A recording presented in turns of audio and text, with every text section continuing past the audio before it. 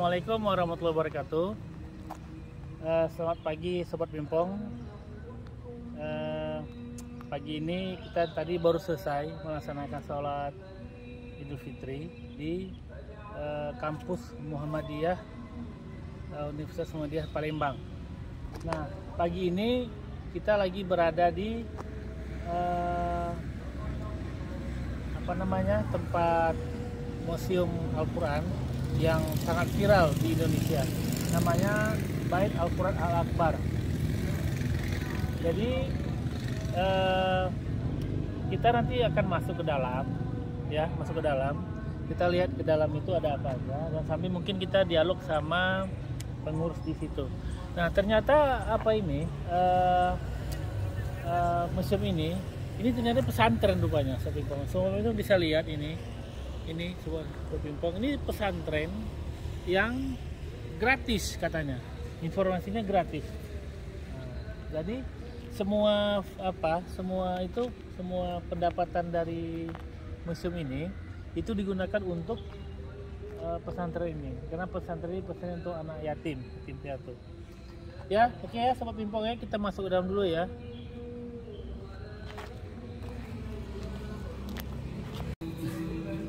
Oke ya Sobat Pimpong, kita masuk ke dalam. Inilah posisi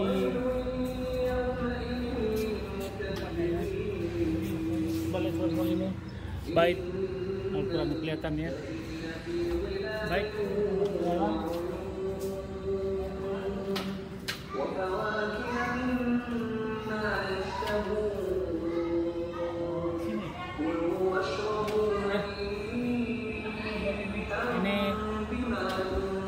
Jadi kita boleh berinfak ke sini. Ini Tijah masuk itu. Tangan cantik.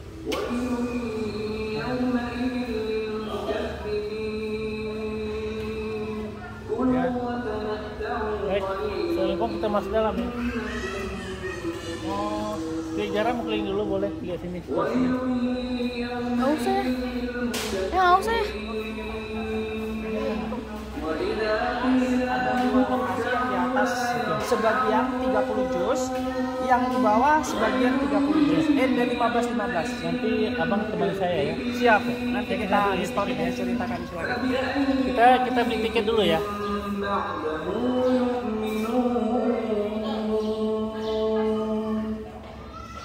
Surah 78 An-Naba.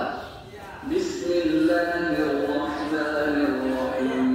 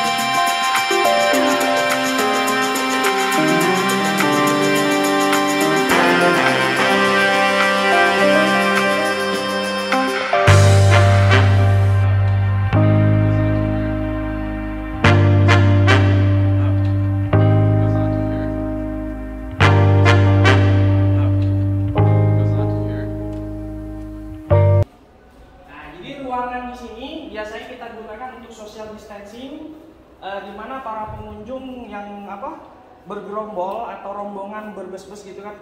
Nah itu kita pisahkan dulu, satu rombongan di sini kita jelasin di sini. Setelah itu kita lepas suruh masuk lihat Al-Quran yang di dalam. Rombongan berikutnya kita jelasin di sini. Jadi ada jarak spasi antara rombongan satu dengan rombongan yang lainnya seperti itu. Karena berhubung kita hanya satu keluarga, jadi kita bisa langsung masuk sebelah sini. Nah sayangnya tempat kita ini Muhammad, saya nyalain dulu lampunya. Masih gelap ya, karena kita yang perdana yang datang pagi ini. Ari sebelah sini. Masuk. Hati-hati ada tangga. Awas ada tangga, pelan-pelan. Masya Allah. Nah inilah kepingan Al-Qurannya. Sebanyak 15 juz di atas sebelah sini tempat kita saat ini, yaitu juz 16 sampai juz 30. Posisinya di sini. Kok kenapa nggak dari satu? Karena yang juz 1 sampai juz 15 sudah kita pajang di bawah dan diresmikan tahun 2012 oleh Bapak Presiden SBY dan dihadiri oleh 51 negara Islam sedunia. Disitulah yang pertama kali kita pajang, yaitu juz 1 sampai juz 15, dan sempat booming pada saat itu, ramai banyak yang bertanya kemana juz 16-30-nya, karena kita nggak ada tempat. Terpaksa rumah Bapak Sofatila dibongkar. Jadi yang kita pijak saat ini dulunya adalah rumah kediaman Bapak Sofatila dibongkar sehingga bisa kita pajang juz 16-30-nya di sini. Ini dia diukir satu-satu atau tempel? Ini semuanya diukir secara langsung. Jadi Bapak Sofatila hanya membuat sketsanya, menulis di papan. Setelah ditulis, barulah para pengukir nanti memahat tulisannya tersebut sehingga tulisannya berbentuk timbul atau relief seperti bukan tempelan ini. ya? Bukan tempelan. Dipahat. Ya, dipahat. Dan ini bukan ukuran satu papan. Ini adalah gabungan antara papan ketemu papan. Jadi sekitar ada 5 sampai 6 papan. Iya, satu ini. Ada yang vertikal, ada yang horizontal. Ini horizontal. Ini ada yang vertikalnya. Nah, kita bisa lihat belahannya. Jadi satu ini berapa lama siapnya? Untuk pembuatan satu keping Al-Quran ini terdiri dari 2 halaman, itu bisa menghabiskan waktu 6 sampai 7 minggu. Jadi 2 lembar atau 2 halaman bolak-balik ini bisa menghabiskan waktu 6 sampai 7 minggu. Ada yang paling cepat itu salah satu pengukir kita yang dari Muara Enim, itu dia bisa mengerjakan selama 4 minggu, 1 bulan. Itu dia ngejar pahat terus. Kira tadi tempel, ternyata Enggak. diukir itu. Diukir. Masya Allah. Nah yang luar biasanya lagi, dari semua kepingan Al-Quran ini selain pada saat acara peresmiannya dihadiri oleh 51 negara, alhamdulillah Al-Quran kita ini sudah ditafsir, sudah dikaji oleh 48 qori A dari 48 negara. Yaitu kejadiannya di tahun 2013. Pas kebetulan Palembang adalah tuan rumah dari MTQ Internasional, dan disitulah Bapak Sofatila mengundang para hafiz-hafizah dari internasional datang kemari untuk membaca, memeriksa Al-Quran ini betul atau tidaknya. Dan alhamdulillah pada saat pembacaan dari juz 1 sampai juz 30 tidak ada kesalahan sedikit pun. Berarti Pak Sofatila yang menulisnya baru dipahat oleh para sama- pengukir. Seperti itu prosesnya. Berarti Bapak itu pun tulisannya bagus berarti. Betul. Jadi Bapak Sofatila ini Kayak Al-Quran beneran jadi tulisannya. Bapak Sofatila ini memang selain seorang ustadz penceramah, Bapak Sofatila itu seorang kaligrafi. Kaligrafer, bahkan terkenal kaligrafer 1 miliar. Kenapa pada saat itu Bapak Sofatila sebelum membuat Al-Quran ini dikontrak oleh Masjid Agung Palembang itu untuk membuat kaligrafi hiasan Masjid Agung Palembang sebesar 1 miliar. Kenyataannya sebenarnya 300 juta. Loh. Iya. Kontraknya 1 miliar. Cuman karena Masjid Agung Palembang dananya tidak cukup, harganya 350 juta atau kalau nggak salah. Karena Bapak Sofatila niatnya sedekah atau niatnya lillahi ta'ala, akhirnya disetujui. Bukannya untung malah buntung. Nah dari situlah berkat keikhlasannya Bapak Sofatila saking cintanya dengan Al-Quran, pada saat pembuatan kaligrafi, tepatnya pada saat pemajangan kaligrafi di Masjid Agung Palembang, tepatnya tahun 2000 di Masjid Agung Palembang, Bapak Sofatila sempat bermimpi di masjid. Dan di situ Bapak Sofatillah bermimpi bertemu dengan seseorang. Seseorang itu berkata, "Hei Sofatillah, lihatlah karyamu, itu adalah Al-Quran. Kenapa tidak kau buat sekalian Al-Quran itu?" Itu isi dalam mimpinya. Karena Bapak Sofatillah tidak mengerti, curhat kepada alim ulama ternama di Sumatera Selatan ini, yaitu Bapak almarhum Kiai Zain Sukri. Di mana Bapak Kiai Zain Sukri mendengar cerita Bapak Sofatillah. Setelah mendengarkan ceritanya, Bapak Kiai Zain Sukri berkata seperti ini. Betul itu katanya, kata Bapak Kiai Zain Sukri. Kenapa? Karena di mana kita ketahui yang namanya kaligrafi itu adalah potongan dari Al-Quran. Nah, di dalam mimpi kamu kenapa tidak kau buat potongan itu sekalian, seutuhnya satu surat gitu, 1 juz, 30 juz bila perlu, kata Bapak Kiainya. Nah, setelah mendengarkan itu Bapak Sofatillah berpikir, buatlah sebuah sampel, sebuah surat Al-Fatihah awalan. Di situ dibawa ke setiap event acara-acara untuk penggalangan dana, bertemulah dengan almarhum Haji Taufik Kemas. Nah, pada saat itu Bapak Haji Taufik Kemas menyumbang dana dan sekaligus mengajak saudara rekan-rekannya untuk berdonasi untuk membuat Al-Quran ini. Dimulai pada saat itu dari tahun 2002 mulailah pembuatannya. Gitu. Jadi semuanya di sini adanya 16 juz. 15 sih masih, 1 juz lagi masih kita simpan di atas karena belum cukup. Kita foto dulu di sini. Boleh? Kalau mau foto yang bagus itu posisinya di sini nanti. Kenapa? Kalau di sini, di tengah-tengah sini, nanti view-nya bisa kelihatan dari atas ke bawah atau dari ujung ke ujung. Boleh? Kita bantu. Di apa di 1 sampai juz 15. Ya, jualan kan orangnya belum pada datang. Oke. Mari kita tunggu di bawah.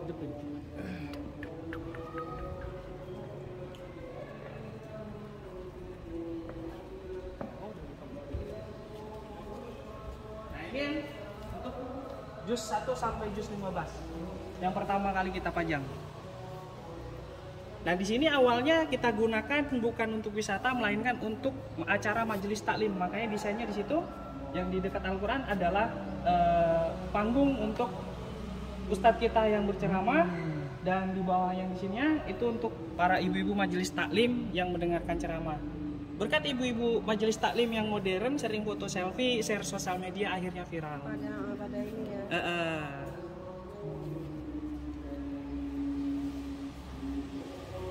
Ini masih digunakan untuk Masih. kajian-kajian.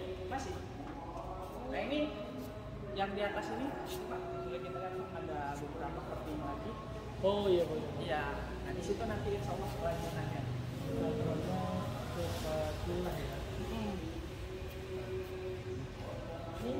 Oh, udah. Masih hidup, orangnya sehat walafiat. Umurnya baru 47 atau 42. Masih muda banget. Itu istrinya itu. Itu tuh. Bukan. Ada ustadznya itu bukan ya? Bukan. Itu mana ya? Masnya anaknya bukan? Bukan. Kita yang ngurus di sini. Mana dia? Mana? Bapak Sofatillah ada di bawah. Tinggal sini berarti. Tinggal di sini. Ya, rumahnya sih sebenarnya saat ini kan karena rumahnya yang ini udah dibongkar, Bapak Sofatillah saat ini berdomisili di daerah Talang Jambe arah ke bandara. Nah, beliau membeli satu perumahan di sana, menempati di sana bersama istri dan anaknya. Keluarga. Jadi di sini pas ada keperluan ada acara kerja ya. Di pesantren. Santrinya punya beliau berarti ya? Punya Bapak Sofatillah. Itu benar-benar gratis. Benar-benar gratis untuk anak yatim dan fakir miskin. Khusus tapi kalau yang mampu ingin menyekolahkan anaknya di sini boleh bayar tapi. Iya, ya. Tapi di kita sini memang banyak ini ya, rumah yatim ya, tempat-tempat ya. Maksudnya ada sekitar Palembang ini lah gitu maksudnya. Ya, Karena jadi satu orang alhamdulillah. itu sampai ada 2, 3 yang Jadi alhamdulillah kita tidak hanya menerima dari Palembang aja, kita juga santri kita ini ada yang dari luar kota, yaitu dari Krupit, dari Muara Enim, terus ada yang dari Linggau juga, bahkan ada yang dari Merak. karena ada saudaranya di sini kan, oh ada saudara saya anak yatim kasihan nggak sekolah di sana, bawa ke sini sama saudaranya yang orang Palembang, sekolahlah di sini. Dan alhamdulillah kita tidak hanya mengajar anak santri ini sampai lulus pesantren saja. Jikalau anak santrinya ingin kuliah kita biayai, cuman ada syaratnya hafal Al-Quran. Itu. Jadi tahun berapa nih? Ini udah tahun keberapa ya? Karena pada saat pembuatan pesantren ini itu berawal dari pesantren kecil-kecilan, itu di tahun 2003-2002. Awalnya tempat pengajian, ngajar ngaji di rumahnya Bapak Sofatila terdahulu. Karena saking banyaknya anaknya ngaji, akhirnya dibuatlah pesantren kecil-kecilan, kontrak di sebuah bedeng rumah kontrakan. Di situ dikontrak semua satu kontrakan itu, semua bedeng itu berapa pintu kalau nggak salah, ada sekitar 13 pintu. Itu satu kawasan itu dikontrak semua oleh Bapak Sofatila, dibuatlah pesantren. Nah, karena saking ramainya anak santrinya tidak muat tempatnya, akhirnya dibuat pesantren di sini. Tapi Pak beliaunya ada usahanya gitu. Usaha Bapak Sofatila pada saat awal itu hanya seorang ustadz, penceramah dari masjid ke masjid dan membuat kalian kaligrafi. Dan di tahun 2004 Bapak Sofatila mencalonkan diri sebagai anggota Dewan Kota. Alhamdulillah terpilih. Dan periode berikutnya Bapak Sofatila dinaikkan ke DPR RI, dari kota ke RI, alhamdulillah masih terpilih sampai DPR RI itu kalau nggak salah 2 periode. Nah setelah itu beliau atau Bapak Sofatila ingin istirahat, fokus membenahi pesantrennya. Konsentrasi di sini ya. Betul. Baik, berarti kita naik atas ya? Dakwah-dakwah aja sekarang ya. Ya, saat ini paling ceramah-ceramah aja. Tadi yang isi khatib Bapak Sofatila. yang kita Ada yang pakai baju biru pasca. Nah itu Bapak Sofatila. Nanti insya Allah kita ketemu. Kita ke atas ya? Ke bawah Pak. Bawah ya? Sini kamu ini. Oh. Kita nggak bisa ke bawah karena belum pada datang. ya udah nggak apa-apa. Jualan ya. Ya, di sini tempat souvenir. Dan ini adalah tempat souvenir hasil UMKM masyarakat sekitar. Jadi kita tidak hanya mementingkan pesantren kita, tapi mementingkan masyarakat juga. Salah satunya kita membuka UMKM di sini milik masyarakat. Terus kita taruh di sini, kita jual, keuntungannya kembali buat pesantren lagi. Jadi insya Allah belanja di sini barokah. Gitu. Tapi ini pada lebaran ya. Betul. Biasanya sih kita buka itu di jam 9, planningnya 9 jam 10. Karena kan pagi-pagi kayak gini mereka silaturahim dulu ke keluarganya gitu. Kita nggak ada yang mau dikunjung. Karena kita ngerasa juga kan ada pengunjung pagi-pagi kayak gini, kalau kita suruh nunggu nyampe jam 10 nggak enak juga. Gitu. Tadi udah datang tadi. Datang dulu. Udah habis sih. Iya. Ini nanti yang di atas belum selesai. Belum selesai ya. Insya Allah. Kita kejar. Oke ya, Sobat Bimpong, kita udah selesai ya keliling-keliling sini dan kita mendengarkan daripada keterangan dari Bapak tadi. Ya Sobat Bimpong, kalau misalnya lagi berada di Palembang, silakan mampir di sini ya, mampir di sini. Ya, mudah-mudahan tempatnya jadi terus berkembang dan pesantrennya juga terus berkembang. Ya, sampai jumpa di konten selanjutnya. Assalamualaikum warahmatullahi wabarakatuh.